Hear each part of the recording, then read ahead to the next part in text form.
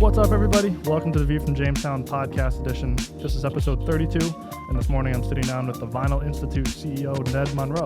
Ned, good morning. Good morning, Ben. Thanks for having me on the podcast. Absolutely. How are you doing today? I'm good.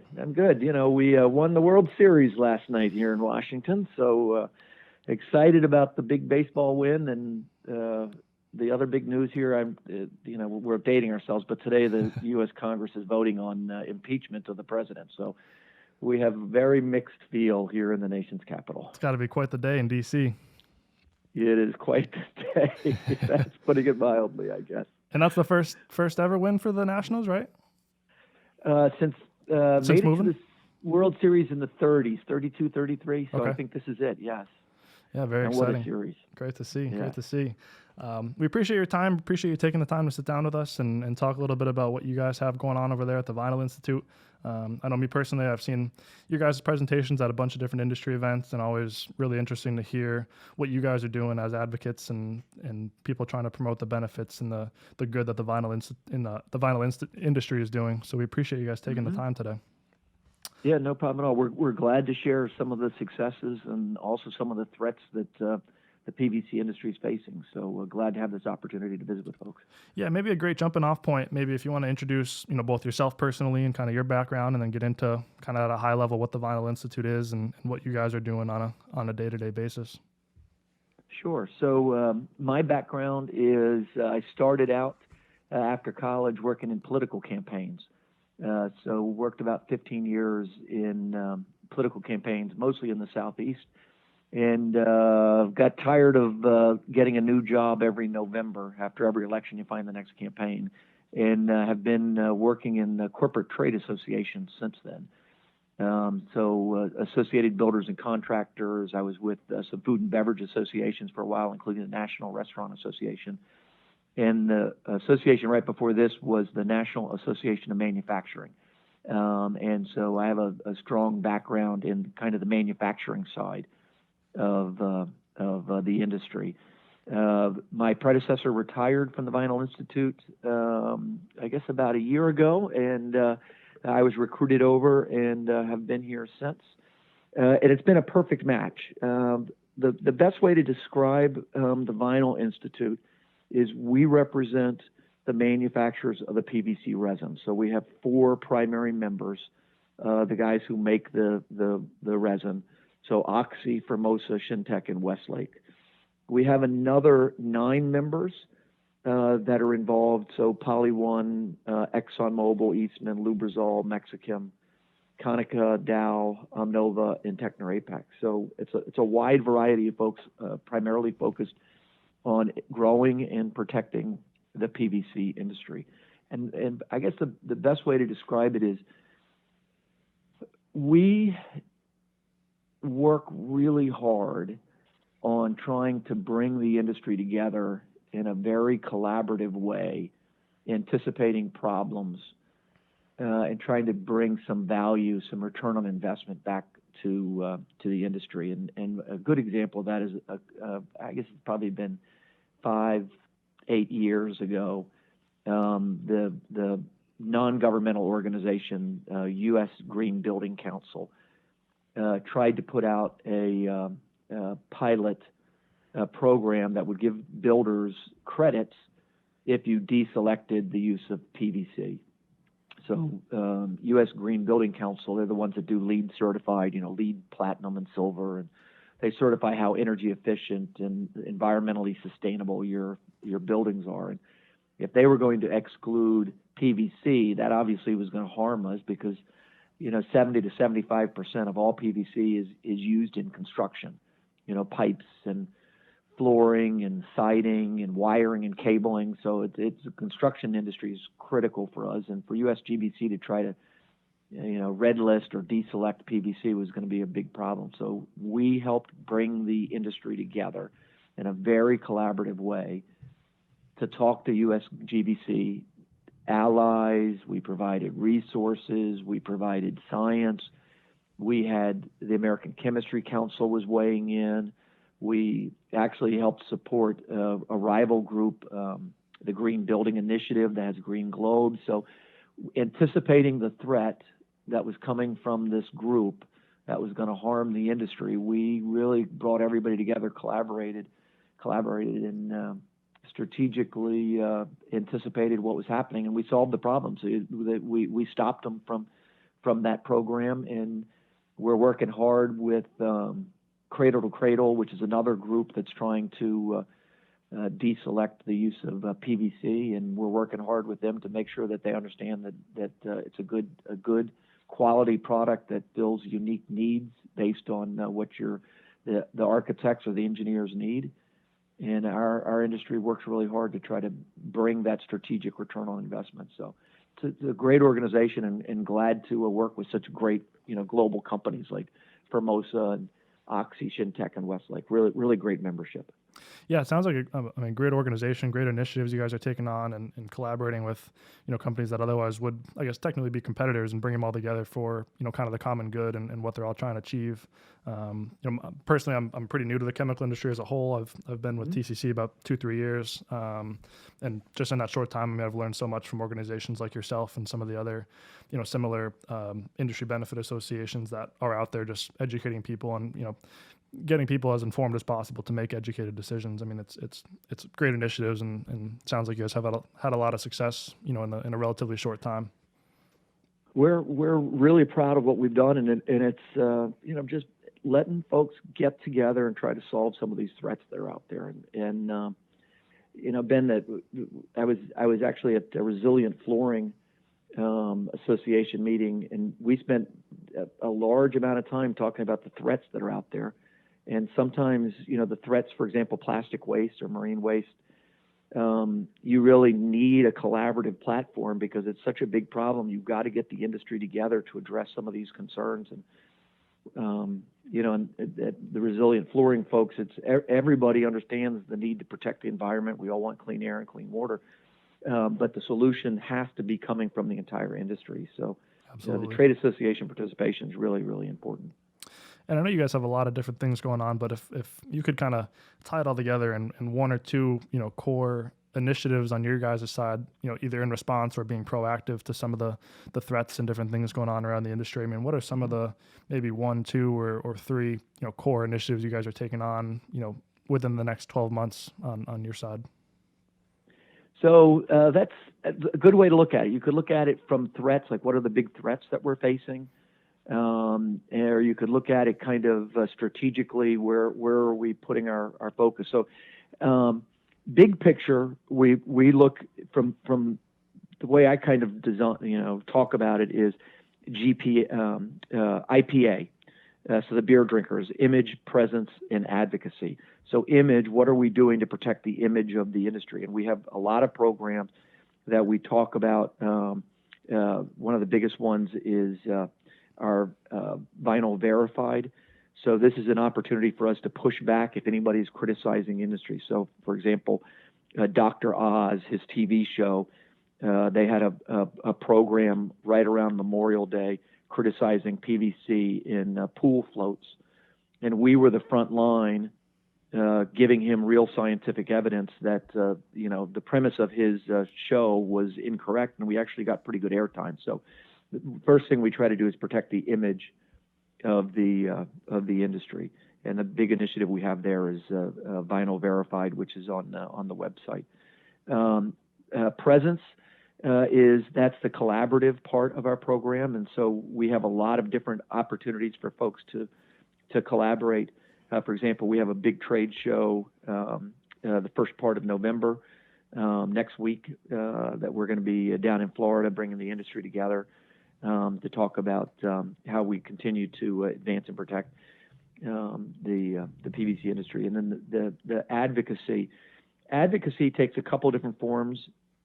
We have folks that are dealing with state and local legislation, what's happening in California, some of the plastic bans. The New York Mayor de Blasio said signed an executive order that's banning single-use plastic from all New York facilities. So no single-use plastic in schools or hospitals or their government offices. So we've got folks that are obviously working on all of those issues. We have a team that works at the federal level So we work very hard on trying to promote infrastructure spending and open competition. So more PVC pipe in infrastructure spending, for example. But if I really was focusing on one thing for you all and your listeners to think about, what are we doing in sustainability? We have a great story to talk about, and so we really should be celebrating our successes on what we're doing in sustainability and in recycling. So, for example, of all the plastics that are out there that are being landfilled, PVC is a minuscule percentage of the plastics that are in landfill. So, for example, if you look at all materials that are going into landfill, according to the EPA, it's 185 billion pounds going into landfills. Plastics is about 27% of that, but PVC is only 0.8% or 1.4 billion pounds. And a lot of that's obviously construction. But of all the items in a landfill, we're only 0.8%. And if you look at what's actually in there, most of our we've been increasing our recycling up 40% since 2014. We're pre-consumer, we're recycling over 900 million pounds. And post-consumer, it's almost 150 million pounds a year that we're recycling. So we're really focused on it. We're looking at some activity, potentially some pilot programs on trying to increase the diversion from the waste stream going into landfill. And so we're really, really focused like a laser on what can we do on the sustainability journey, and within that, particularly what can we do on landfill diversion. Yeah, it sounds like a lot of great initiatives that are already happening and that you guys have on the horizon to continue either starting brand new or continuing to optimize and get as best as possible. So it sounds like some great returns. I know one thing we always see, or the question usually comes up when presentations by different groups are given at conferences is, what can a company do actually tangibly to be involved, to have improvement, even if they're not necessarily a producer or are not directly impacting, materials leading to a landfill. I know one thing that we just saw at the Vinyl Tech this year was your Vantage Vinyl program. So I don't know if maybe those two tie together with, some tangible things that companies can do to make a difference. So absolutely. We've been on our path.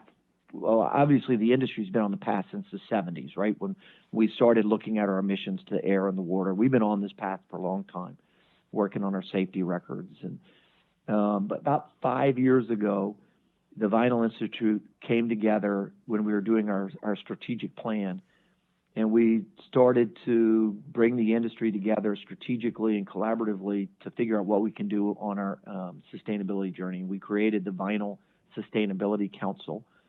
The Vinyl Sustainability Council is an organization of about 50 different groups, trade associations, retailers like Lowe's, and companies in the vinyl value chain.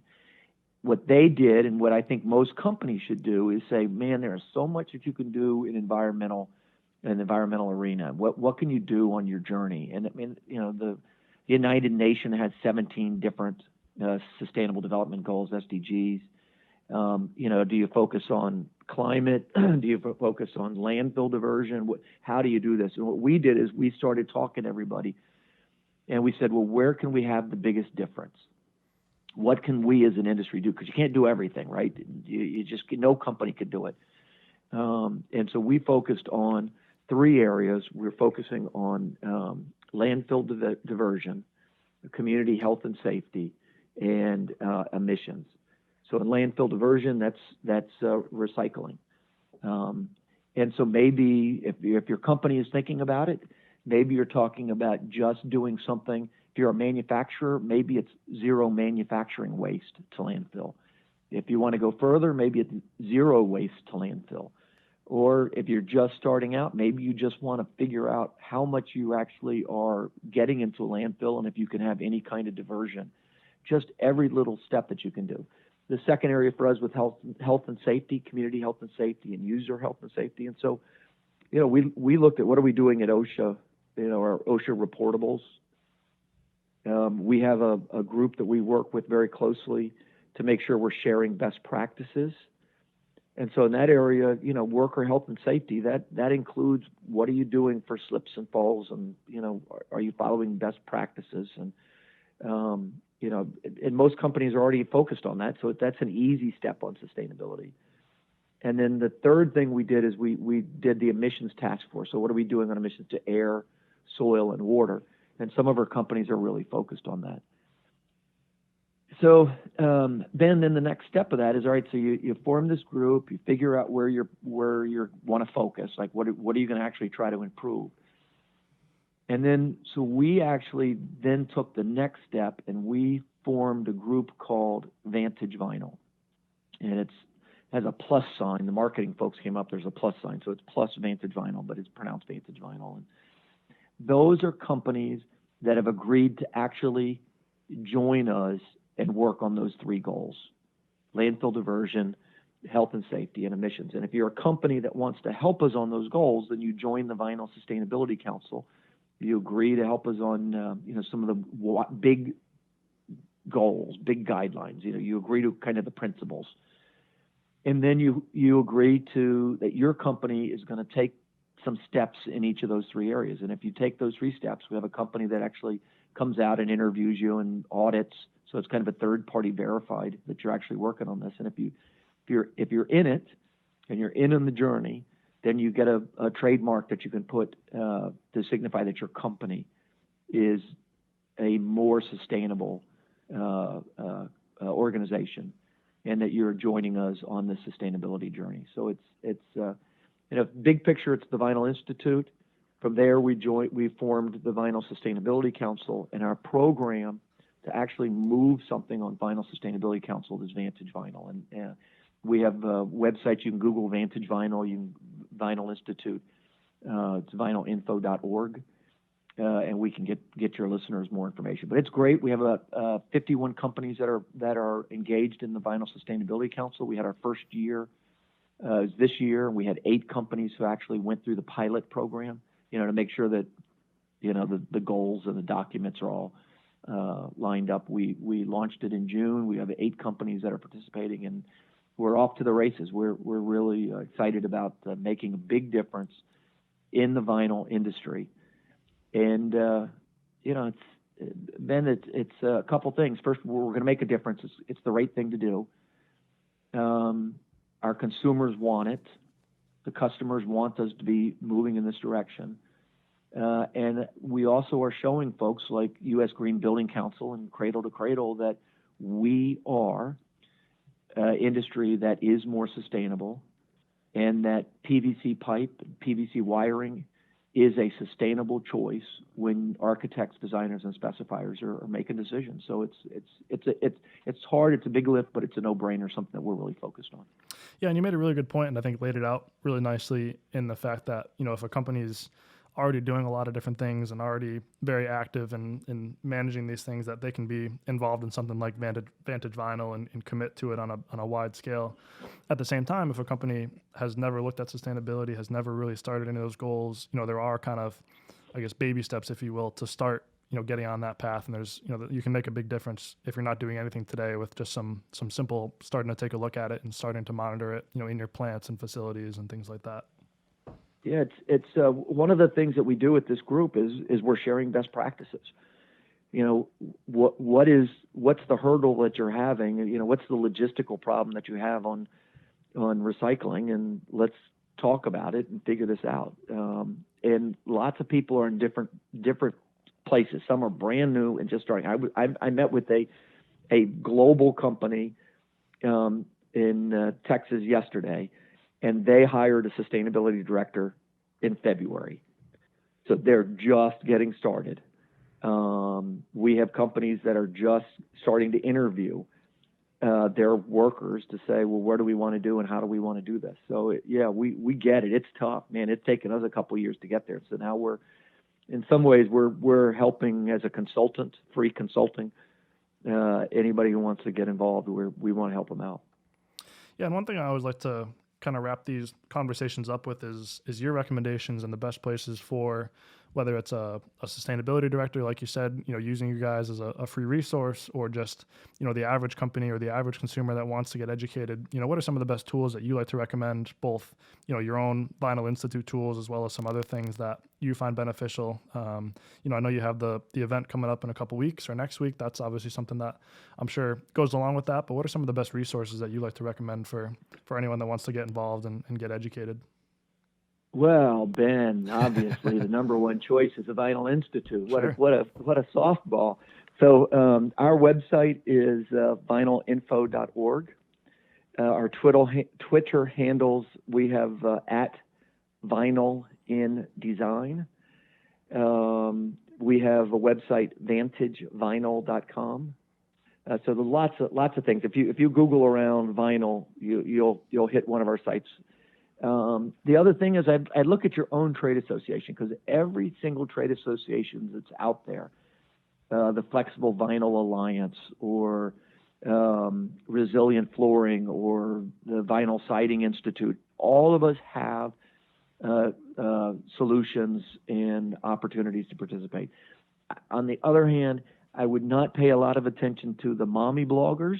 There's a lot of really bad information that folks throw around on the internet without any proofreading. Trying to, it's not quite clickbait, because the folks are, I think, generally well intentioned, but there's an awful lot of folks that are in the chemophobia camp, that all chemicals are bad, which is ridiculous. But there's some good credible sources, and look around at a couple places. But I would definitely look to the Vinyl Institute, or look to your own corporate trade association, because everybody's trying to solve this, and everybody is glad to help as people get started on this.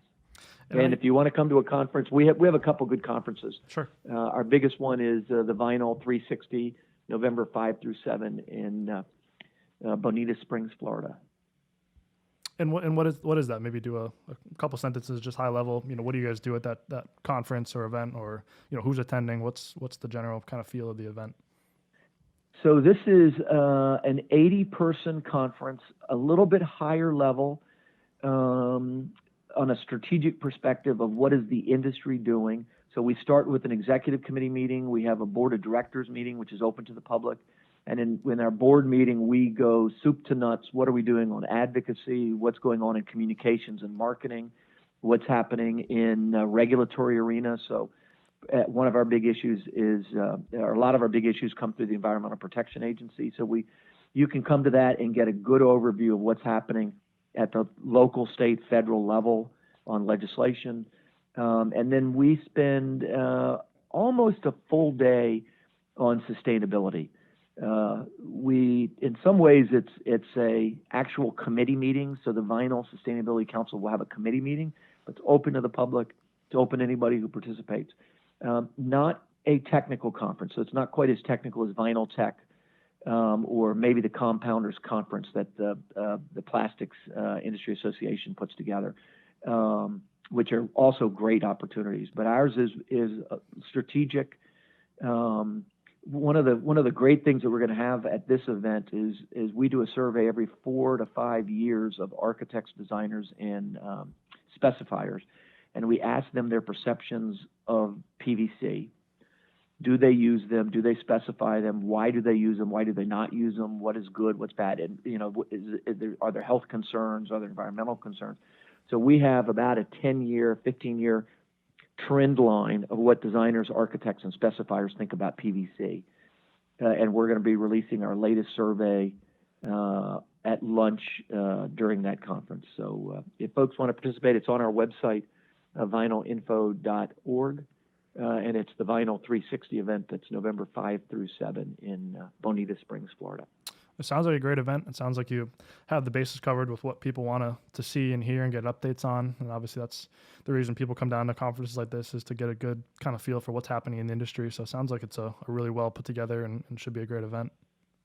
You guys should spend a lot to get your whole team down there. You guys would benefit so much. And as a blogger, you should come down and do some live blogs down there, the podcasts.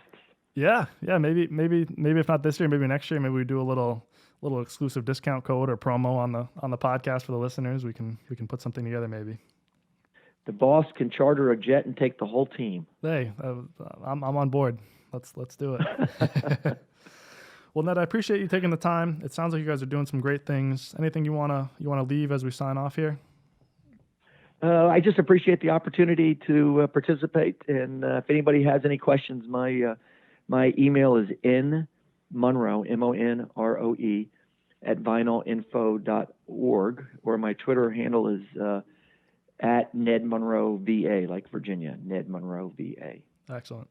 And we'll put all those links wherever you're listening to this podcast. If you scroll down or scroll over, we'll put them all in the show notes to make it easy to click on. We'll include the website for the event and for just the general websites as well for the Vinyl Institute and their different initiatives. Ned, thank you once again for taking the time. We appreciate it and look forward to continuing to watch what the Vinyl Institute's doing and continued success around the industry. Thank you very much for the opportunity. I really appreciate it. Absolutely.